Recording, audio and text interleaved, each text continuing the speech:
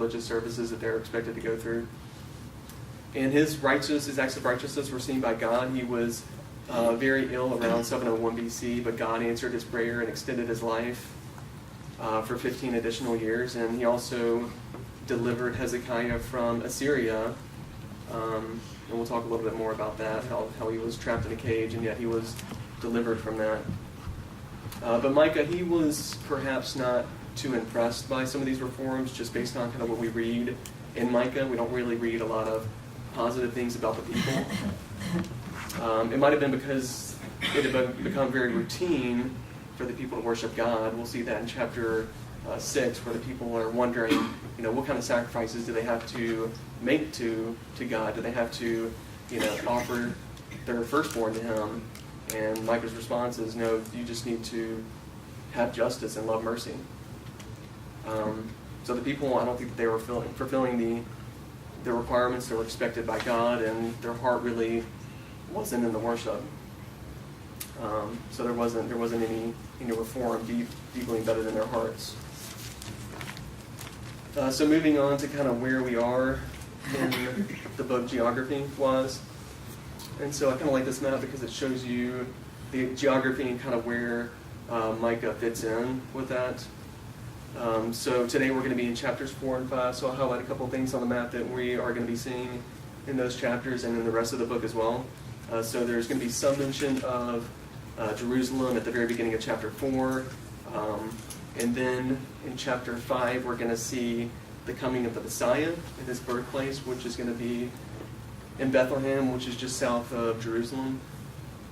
And then in the next class, we're going to see God. He's going to use the example of Balak, king of Moab, and the story of him and Balaam in defense of his faithfulness, as he's kind of building his case against the people and building his case for his faithfulness.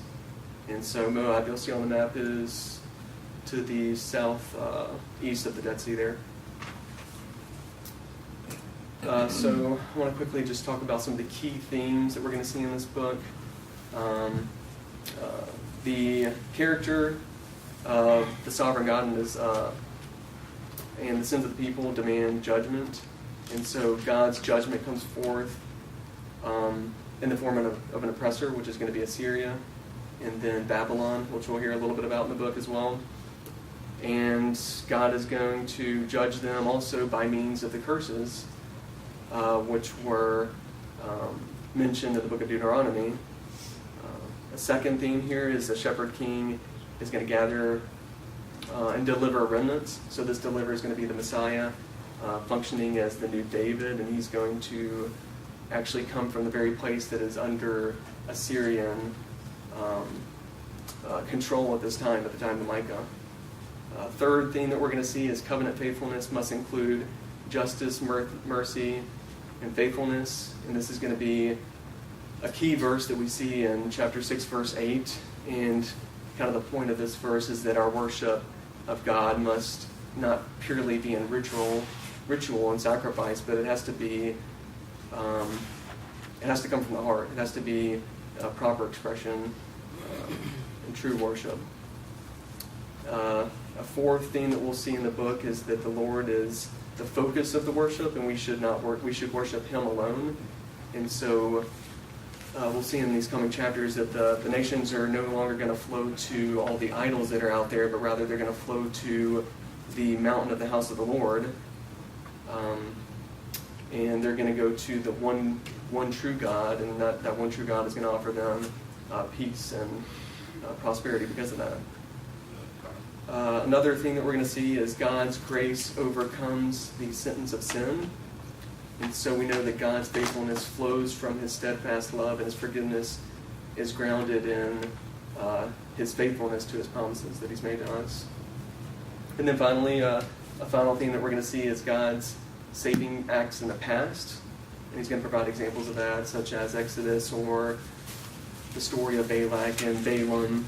Those stories are going to foreshadow His saving acts in the future, and we'll see kind of a hint at a remnant in these chapters. So kind of want to talk about just the structure of the book and where we are. So you can kind of think of this in 3 sermons you see. Each of them start with the word "here." So the first one, "Hear, you peoples, all of you." The second one, "Hear, you heads of Jacob and rulers of the house of Israel." The third one begins again with the word "here." The first sermon is chapters 1 and 2.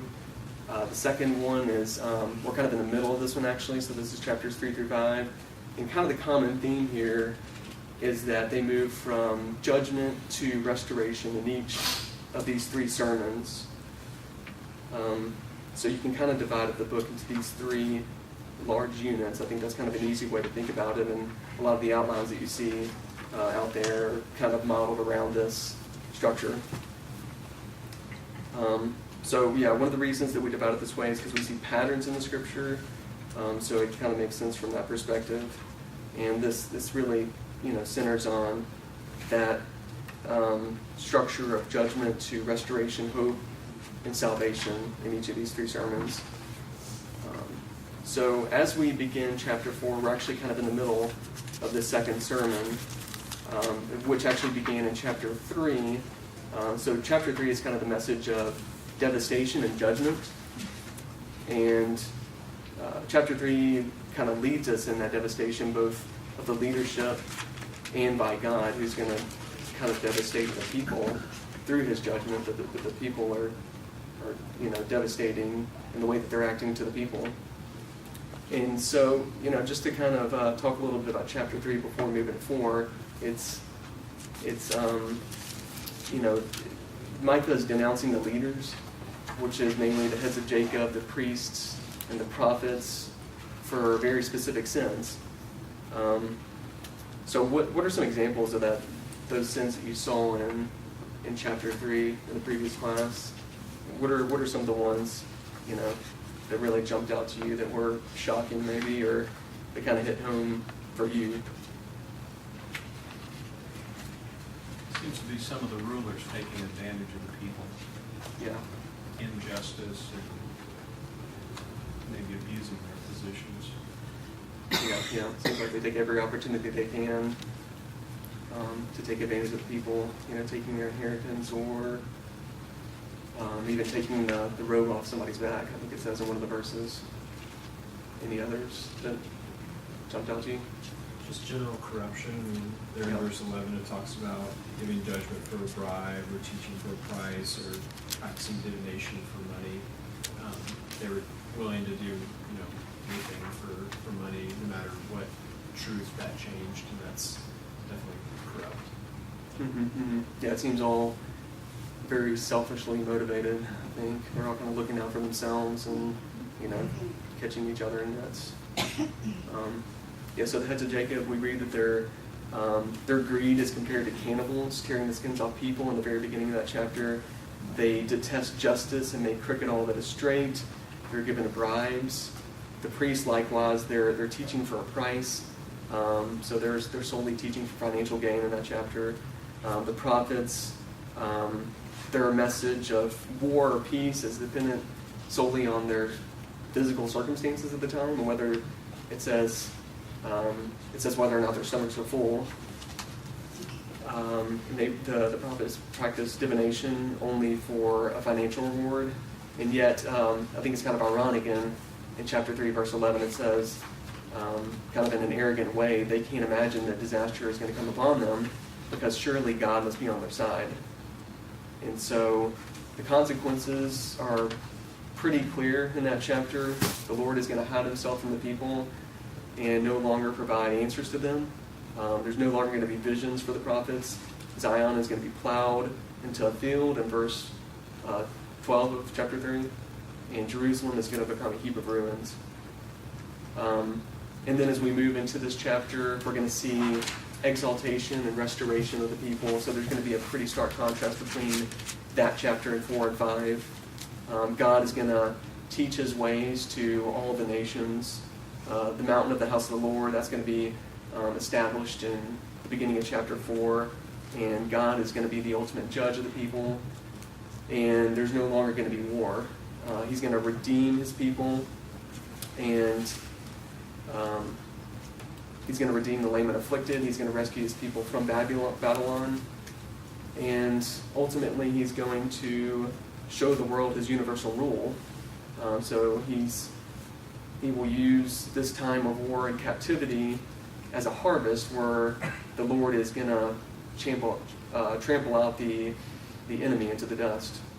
And then chapter 5, we're going to see more messages of restoration. God is going to raise up a shepherd from Bethlehem, and he's going to destroy all the, not only the weapons that the people have in their strongholds, but he's also going to destroy the idols and the idolatry from the people.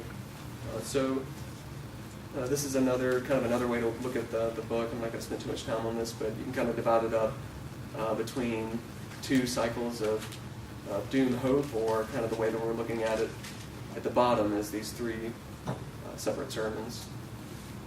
Okay, so let's start in the text.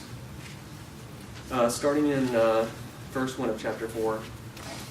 It shall come to pass in the latter days that the mountain of the house of the Lord shall be established as the highest of the mountains, and it shall be lifted up above the hills, and the people shall flow to it. And many nations shall come and say, Come, let us go to the mountain of the Lord, to the house of the God of Jacob, that he may teach us his ways, and we may walk in his paths. For out of Zion shall go forth the law and the word of the Lord from Jerusalem. So up to this point, we've seen lots and lots of judgment. Obviously, it's shifting here as we read about the mountain of the house of the Lord. And we read a little bit about the judgment of Samaria. That was kind of in chapter 1, but we're not reading about that later in this book. So we believe that these sermons are probably more likely during the time of Ahaz and Hezekiah. And so, this idea of a mountain, it's chapter 1, the judgment of the Lord is kind of compared to the mountains which are going to melt under him, and the valleys are going to split open like wax before him. And chapter 1, the Lord comes from his holy temple, which is heaven, to judge the people in a very dramatic way. So there's going to be chaos on earth brought about by the sin of man in that chapter. So that's one example that we see in this book so far of mountains. So that's kind of a more dramatic view of judgment from that chapter. And then at the very end of chapter 3, we see the Lord's judgment come upon Jerusalem, which is going to become like a heap of ruins. And the temple, which stood on Mount Zion, would be completely destroyed, as well as the house of the mountain of the house, which is the temple, is going to become like a wooded height or a forest. And so there's kind of a contrast here. I guess what I'm trying to get at is these images so far of mountains have been kind of negative in light and had to do with judgment. And then in contrast, we're going to see this mountain of the house of the Lord. So in the first few chapters, we see the Lord coming down to melt the mountains and bring destruction upon Mount Zion. And here we're comparing that to the mountain of the house of the Lord, which is a place of peace and stability and wisdom.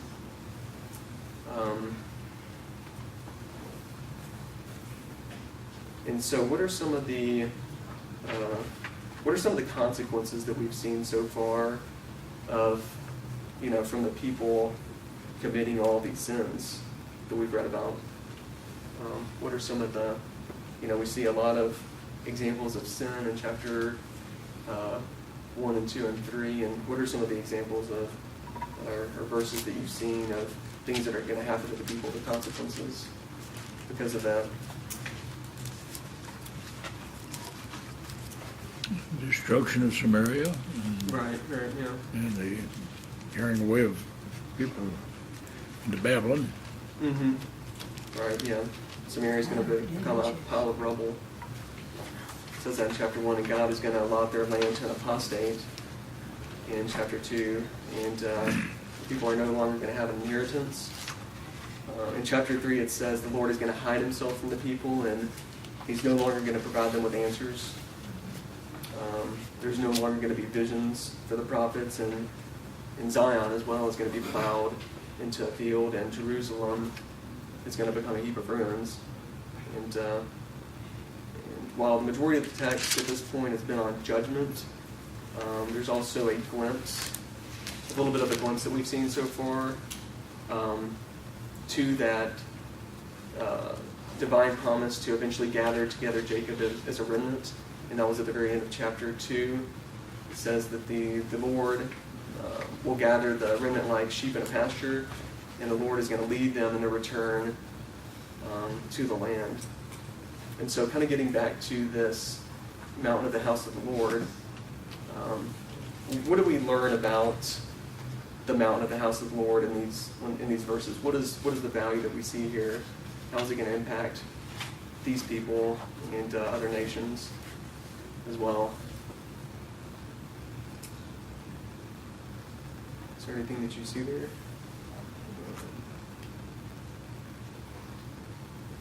There is a measure of attraction here, so the people will flow into it. So it's highlighted, it's visible, it's prominent, if you will. Stands out, maybe a good way to look at it. Mm-hmm. Mm-hmm. That same kind of image is used frequently of God's people, and the mountain, the Zion, kind of is more representative figure of the people. It's, because it's called a mountain, but really it's a little hill on the southeast corner of Jerusalem, basically, is all it really is. But it's frequently referred to as a mountain because of its prominence in God's eyes, or where Jerusalem or the city of David would have been built. So to me, it speaks of the attraction of God's people. It pulls people to it. Yeah. No, I like that idea of people kind of being attracted to it and flowing to it, in contrast to them being attracted and flowing to all the idols that are out there as well. So the people are going to look to this mountain in the latter days, and this idea of the latter days, it's often used by the prophets to point to the time of the Messiah, when we're under rule of a new king and outside of the old law. Is there a comment? I was going to ask you, was a business, that's not. Is this what was the question again? Is he talking about the establishment of the church? I think that he's talking about the establishment of the eternal kingdom and the church as well. I think it's probably, is there any other thoughts on? As he says, in the latter days. Yeah, I kind of see it as both. I see it as the church and his eternal kingdom in heaven. Latter days frequently just refers to judgment. Whether it's Revelation, Ezekiel, or Isaiah, it speaks of God's judgment, which Micah is talking about. Right? So there's this remnant that God is going to preserve with God's people, and it's through that remnant that the Messiah will come. In chapter 5, he'll talk about that for him. So it is kind of a twofold. One is I'm gonna preserve you. You will be judged by me for the wickedness that the sins that you've committed. So there is this judgment that's coming. Mm-hmm. But the latter part of all of that, I will preserve that remnant of the promise that I made to Abraham so many years ago. I'm going to preserve that. I'm going to keep my promise, and eventually that promise will be fulfilled in more of a messianic way. So this is twofold. Can be. The answer is kind of. Relative to this phrase about the house of the Lord, when we look in some of the latter prophets after the captivity, one of the things we see is that God's only ever had one house, and that's the place where he meets his people. And so when they rebuild the temple after it's destroyed years from now, God's going to make this kind of amazing statement that you see this house before and now you see it now, but that's nothing like what it's going to be in the future. And physically, it's two different physical temples in Jerusalem, and then the church in the New Testament time. But God has referred to it as a single house, the house before, the house during, the house to come. And so when you see this phrase here about the mountain of the house of the Lord, it's kind of interesting. We know it has something to do with the church. We know it has something to do with where God's going to meet man, and it could have a short-term meaning in terms of, when they rebuild the temple after the captivity. It could mean a lot of things. But the house of the Lord always means where God meets with his children. And I think latter days could be thought of as like a turning point in history, if you will. So there's this defining moment, and one of that is the judgment, Jerusalem falling, Babylonian, Assyrian, and all those things are turning points in history. The ultimate turning point is the establishment of his kingdom, the people of God. Right. If you think about how he ended chapter 3, that all these things we plowed up, turned over, with their arrogance such as, this is our God, he's delivered us through these years past. We're indestructible. Those things will be turned over, but this will be eternal. And so this is what he's talking about. This is where he's pointing. Yeah. This is the part of God that can't be abandoned. This kingdom. This passage is also in Isaiah 2, like the whole thing, you know. Mhm, And in Isaiah 2:1, it says the word that Isaiah the son of Amos saw concerning Judah and Jerusalem. And so, although we could take Judah and Jerusalem figuratively also, and it probably, again, is that dual thing, but I think you can also see Judah and Jerusalem in a more direct way throughout the passage too, when you talk about the law going forth, you know, and he will judge between the nations. That, you know, that sounds like Jesus teaching on the mountain and him, you know, talking about separating sheep from goats and things like that. So definitely it looks like there's that physical law came forth from Jerusalem is included in there for sure. Like it's not only the big like long-term picture. Yeah, good comments. One of Is there those wonderful passages is just rich in symbolism. Probably read a lot more into it than you need to sometimes, but also maybe take a look at that word mountain. You know, we've talked about the latter days in the house, but the mountain of the house of the Lord shall be established as the highest of the mountains. That's not figuratively talking about the mountain in the city of Jerusalem, because that mountain's not getting any higher. So that has to be looking forward now to, you know, what's going to come at the time of the Messiah. Yeah, and we know that kingdom that God establishes, it's going to be established forever, and it's never going to be destroyed. A couple of examples of that are Daniel chapter 7, verse 14. It says, "His dominion is an everlasting dominion, which shall not pass away, and his kingdom one that shall not be destroyed." And Hebrews chapter 12, verse 28, it says, "Therefore let us be grateful for receiving a kingdom that cannot be shaken, and thus let us offer to God acceptable worship with reverence and awe." And so, yeah, I think those are some really good comments. I think this is kind of pointing to a kingdom that's going to be established here on earth, that's going to be here for eternity, because we're a part of it, and our souls are eternal in that regard. So in contrast to all the corruption, injustice, and evil that has been pointed out in the prior chapters, this mountain is going to be a source of instruction and justice and righteousness. And he's going to, as we see in verse 2, he's going to teach us his ways, and out of Zion shall go forth the law. And I think that this is kind of pointing also to the blessing is not going to be limited to just the Jewish nation, but it's going to, all people are going to flow to this mountain for guidance and wisdom. So that kind of points to the current age where salvation is offered to all man through Christ. Any other comments on this section before we move? Okay, let's read the next few verses here. "He shall judge between many peoples, and shall decide disputes for strong nations far away. And they shall beat their swords into plowshares, and their spears into pruning hooks. Nation shall not lift up sword against nation. Neither shall they learn of war anymore. But they shall sit every man under his vine, under his fig tree, and no one shall make them afraid. For the mouth of the Lord of hosts has spoken. For all the peoples walk each in the name of its God, but we will walk in the name of the Lord our God forever." And so I want to ask the question, what does this verse mean about people beating their swords into plowshares and spears into pruning hooks? Does this mean that God's people are going to go from being warriors to farmers, or does it have a more, any other significant meaning to it? And just, kind of while you're thinking about that, here's a few pictures. Here's one of a couple of swords on the left and spears on the left, and on the right is plowshares and pruning hooks. Here's a drawing of a plow, and the plowshare is actually the blade at the very bottom of it.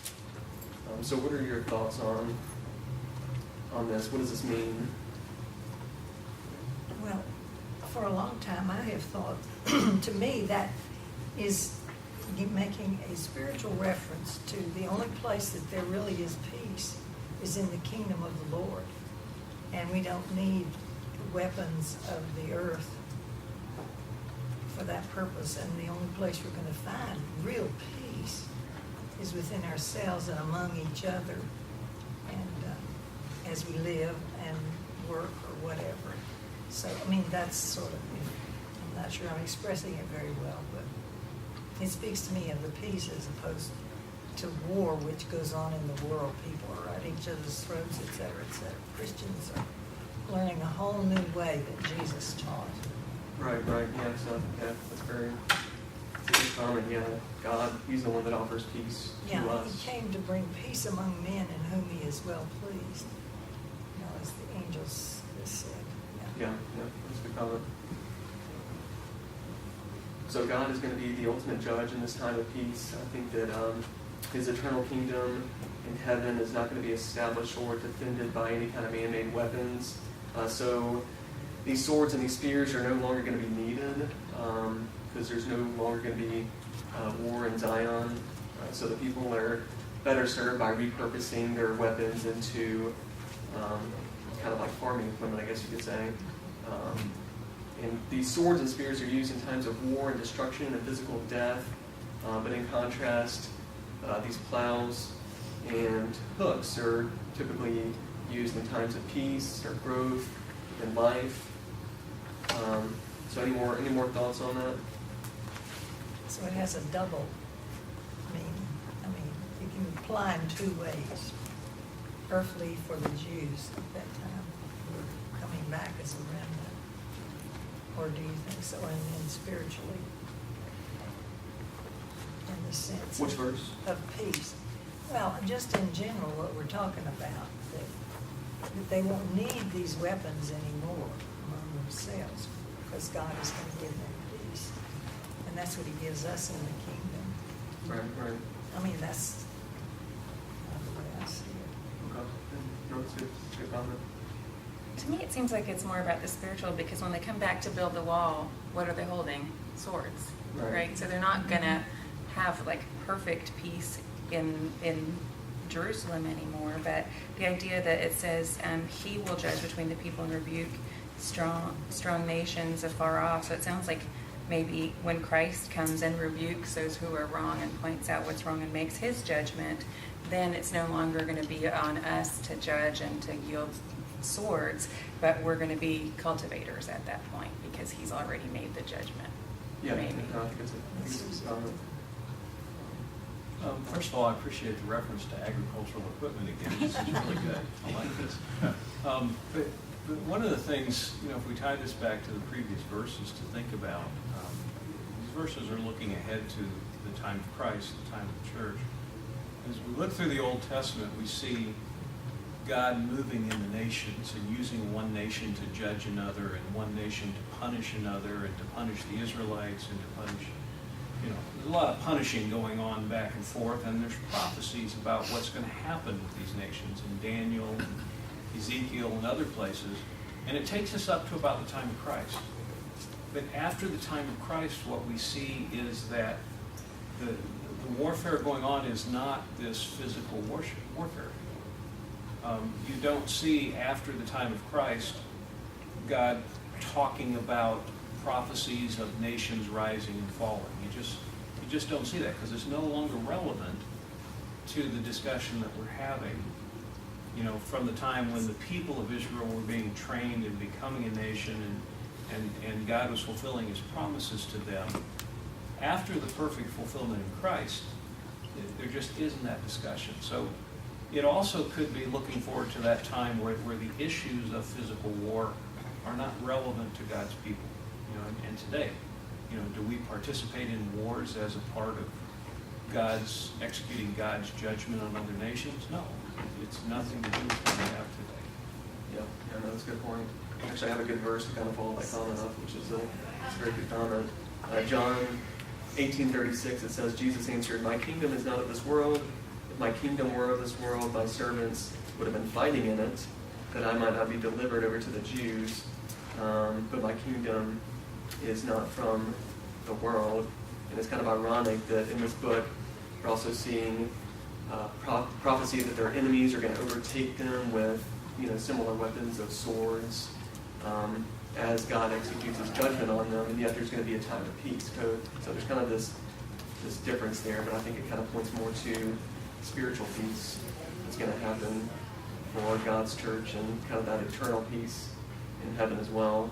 So we're not going to need weapons of war any longer to, because they're not going to be required to defend from the threats in God's eternal kingdom of peace, which I think Jesus kind of pointed to in that verse. So the old Zion that we kind of talked about a minute ago, it wasn't the eternal kingdom. Obviously, it was temporary and it was subject to decay and destruction, like everything else in this world. But this new kingdom is going to be spiritual in nature and it's never going to be destroyed. And then so, kind of moving on to verse 4, where we hear a little bit about the vine and the fig tree. I'm going to go back to that one and read it real quick. But be thinking about what exactly do you think that means? It says in verse 4, "But they shall sit every man under his vine and under his fig tree. No one shall make them afraid, for the mouth of the Lord has spoken." So what exactly do you take that to mean exactly?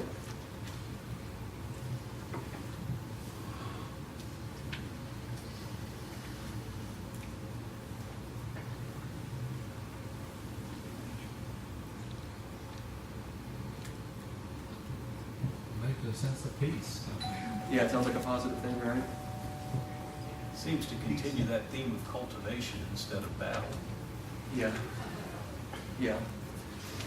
So if we kind of think about Jonah at the very end of that book, Jonah was sitting under the vine, which God provided him a shelter from the elements, so that's kind of one positive view, but it's also a key image of fruitful prosperity that we see in the Old Testament. A couple of examples of that are 1 Kings chapter 4, verse 25. It says, "And Judah and Israel lived in safety from Dan even to Beersheba, every man under his vine and under his fig tree all the days of Solomon." And Zechariah 3:10, it says, "In that day declares the Lord of hosts, every one of you will invite his neighbor to come under his vine and under his fig tree." So I think this is just kind of a positive view of peace and shelter and prosperity. So then moving on to this expression of the Lord of hosts in verse 4, I think this is kind of like a military title from what I understand. It kind of emphasizes God's strength and his authority and his sovereignty to make all the things that he's mentioning happen. And then in verse 5, we see kind of a comparison between Yahweh God versus the little g gods, and understand that there's all kinds of gods for these people to be able to worship, but only those who wish to inherit the promises that we read about in the section are to walk in the name of Yahweh God. Any more comments before we move on to the next section? Text? Okay, let's continue reading in verse 6. It says, "In that day declares the Lord, I will assemble the lame and gather those who have been driven away, and those who I have afflicted. And the lame I will make a remnant, and those who are cast off a strong nation. And the Lord will reign over them in Mount Zion from this time forth and forevermore. And you, O tower of the flock, hill of the daughter of Zion, to you shall it come, former dominion shall come, kingship for the daughter of Jerusalem." And so I think that he's talking a little bit about the lame and afflicted here, and I think that we read a lot about these people in the previous couple of chapters. These are the people that have suffered because of the sins of the leaders, those being the heads of Jacob, the priests, the prophets, and those who are not able to speak up or defend themselves or people that don't have any kind of advocate for themselves in any way. So a couple of examples of that. In chapter 2, these leaders, they covet fields and seize them. They oppress a man in his house and take his inheritance as well. It says that they strip the rich robe from those who pass by trustingly. Chapter 2, verse 9, it says, the women you drive out from their delightful houses. From their young children you take away my splendor forever. So I think these are the kind of people that are the lame and afflicted that are being kind of gathered as the remnant at this time. And then in verse 7, we again see that the remnant is going to be preserved. God is just, and he's not only going to make all things right as the eternal judge, but he's going to make things right for this remnant on this earth as he preserves that remnant. And there's many times that the word remnant, it refers to those who return from captivity, and at other times it kind of has a messianic and New Testament application for those people who are going to follow Jesus as Lord. So if you remember from Romans chapter 11, starting in verse 1, it says, and I'll try to kind of summarize this because it's verses 1 through 7, it says, and I ask, then, has God rejected his people? By no means. Then it says, these are the people whom he foreknew. He has not rejected them. And then he gives the example of Elijah. Elijah says, Lord, they have killed your prophets. They have demolished your altars, and I alone am left, and they seek my life. But what is God's reply to him? I have kept for myself 7,000 men who have not bowed the knee to Baal. And so it says in verse 5, so too, at the present time, there is a remnant chosen by grace. So I think that that's referring to us as the church. We're kind of a version of that remnant as well. And so there's many people that depart that we'll see in this book, but the remnant is the one that holds on. Romans 11:20, it says, they were broken off because of their unbelief, but you stand fast through faith. So do not become proud, but feared. Okay, well, we can pick up where we left off in the next class.